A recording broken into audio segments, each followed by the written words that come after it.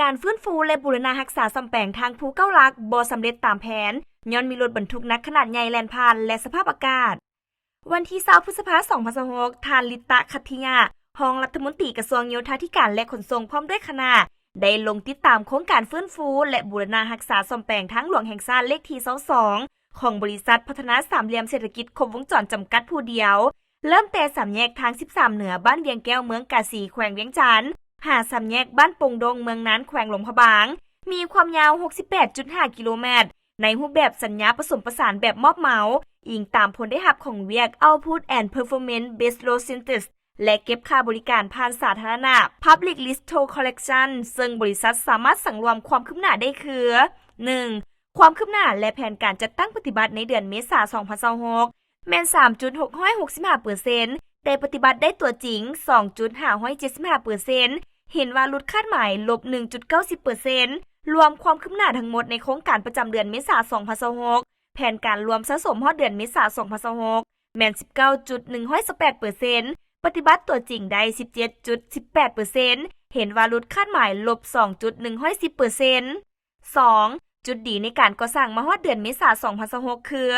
ทางโครงการได้เอาใจใส่ติดตามใกล้ชิดติดแทดกับสนามและชี้นำการก่อสร้างอย่างต่อเนื่องเพื่อให้โครงการเป็นไปได้ตามแผนที่วางไว้และช่วยอำนวยความสะดวกให้แก่เวียกงานก่อสร้าง